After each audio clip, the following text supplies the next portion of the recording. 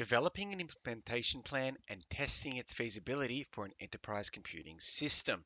So, developing an implementation plan assists in transitioning an enterprise computing system from design to real world use within an enterprise environment. So, we've gone through the stages of development through an enterprise project and created this system. We've now got to transition it into the enterprise environment so that it can be used by its client.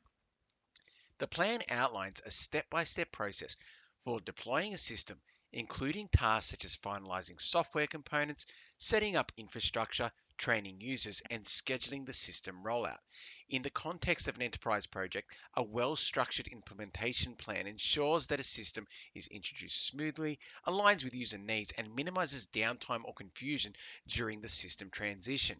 So essentially, with bringing in this new enterprise system into the enterprise environment, we want to have an implementation plan that assists and is very well thought out so that the transition does run as smoothly as possible. All right, and that we don't have downtime, because when there is a downtime within the transition, well, time is money in an enterprise. So we need the system running and functioning, whether it be the old system or the new system. We don't want this period of our customers and our clients can't access our system and we can't do business or make money. So we've got to ensure that it's as efficient as possible. So testing the feasibility, so when we say testing feasibility, like factors that relate to how successful the implementation plan may be, involves evaluating practicality. So is this actually possible within this time frame using this technology with this many people involved in the process?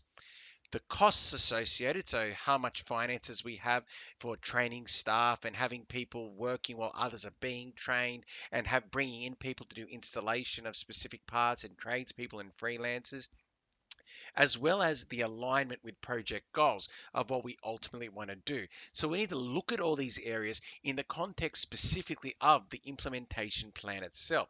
So we put the plan together, and then if we are testing its feasibility, a key area here that can support us in analyzing its feasibility is that of feedback.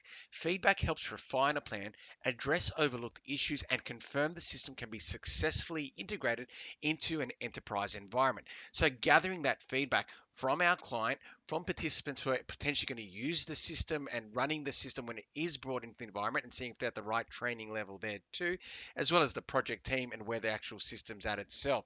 So gathering that data from the people who are going to be involved will greatly help us in assessing how our implementation plan works.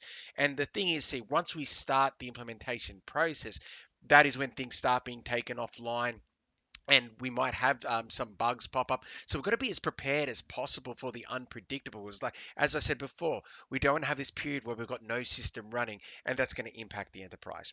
So let's take a look at ways we can test the feasibility of an implementation plan. And the first one is that of design thinking. We've spoken about this a few times in the context of the enterprise project, and specifically wearing our thinking cap that is targeted at the needs of our users, the needs of our clients, okay? And where we're thinking as a project team with an empathetic mindset. What do they need? What are they hoping to achieve? How will this plan work in their context? And we don't want to put these people out. We want the transition to be as smooth as possible, and ultimately we want them to be comfortable with the system once implemented, so that they feel like they can use it and get work done at a high productive level, and not feel the need for us to be there and constantly guide them through it. We want to make sure they're as prepared as possible, and then we do what we need to do in the final stage of development for signing off.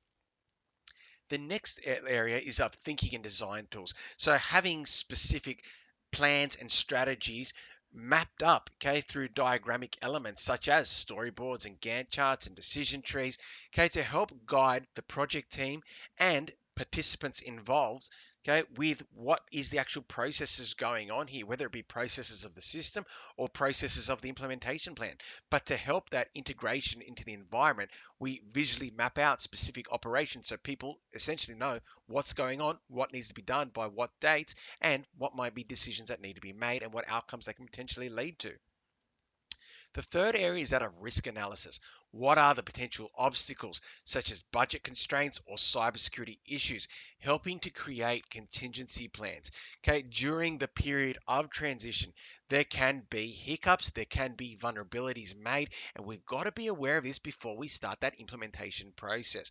So be as ready as we can be and have certain systems set up to protect data during the transition of data between the old system and the new system, ensuring that we have looked at our budget and we've got people coming in on certain dates and we've paid certain tradespeople as well as freelancers to ensure that they're ready at certain times when things will be transitioned and everything is ready to go.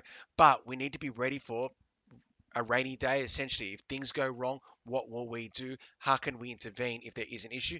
What are the risk points with the transition? So that's why we've got to do our risk analysis there. We look at obviously hardware and software integration, because with the transition of the system, it could be very minor from going to an old system to a new system. It could be very similar technology, but also it could be a complete overhaul. And if we are going to be transitioning technology across, well, essentially we need to integrate the hardware infrastructure first if it is going to be an overhaul, and then over time install the software once the hardware is set up, and then get all the system networked together. So we've got to plan this out in a feasible way where it makes logical sense. What technology comes in what day, and obviously gives the quickest turnaround for the technological integration. And a foundation of this may as well be we need electricians to come in who have been contracted on a specific day to set up new wiring and infrastructure for our workplace. And then our network administrators will take a look and establish our central nodes. So there's a whole layer to this. So this can take a very long time if it goes over a complete overhaul, especially if it goes into the building's infrastructure as well. But we need to have specific key dates and plan this out so that certain things happen at the right time in a very sequential manner, because some steps can't happen unless other steps have preceded them. We've got the training of the actual users in how to use the system, as well as the participants, the people involved with the processes of the system. They need to be trained, and we need to think into how we're going to train them. Will we use online resources? Will it be face-to-face workshops? Will there be some platform available for them to research? And as well as having operational manuals and maintenance manuals available to guide them through the system. So the training of people and how they'll use it, we've got to think about what is the best case scenario for a specific system, and the specific users within the enterprise and their skill levels, what type of training would best suit them. And that obviously differs for every enterprise based on the people working there. We've got the specific implementation method, and we'll talk more about these. We'll actually talk more about all of this in later videos, but there's a choice of 4 implementation methods: that of direct, where we completely change the system straight away from the old to the new; parallel, when we run the old and new system side by side; phased, where we gradually replace the old system's parts with the new system's parts over time until eventually the whole new system is implemented; and then finally a pilot implementation, where we run the new system in one part of our enterprise, and then upon its success, or upon the review at the end of a trial period, if it is seen as a success, the rest of the enterprise will adopt it, or will gradually grow throughout the enterprise based on what we're learning from the pilot model. So we need to once again pick an implementation method that best suits our context and the new system coming in. And then the final category is that of just testing the system. How are we going to assess system performance and the satisfaction of our user needs? And there's 6 specific tests we're going to look at, okay, for doing this as part of the enterprise computing course.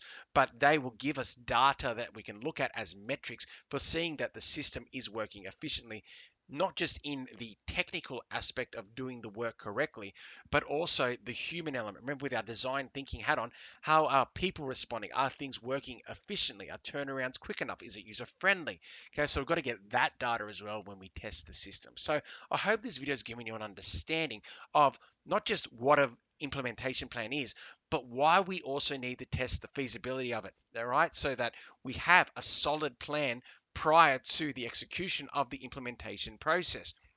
The plan has contingencies in there. If things go wrong, what are we going to do? It factors in how people will be impacted, and we try to use design thinking to ensure that it's as positive and as seamless as it can be for implementing the new enterprise system into their environment, where they are trained, they can feel comfortable. All right, and then as well as structuring the more technical elements when certain technology goes in, what implementation method we'll use. So as said, we will go over more of this in future videos, but right now I hope this video has helped you understand the importance of developing an implementation plan and the testing of its feasibility for the implementation into a specific enterprise environment.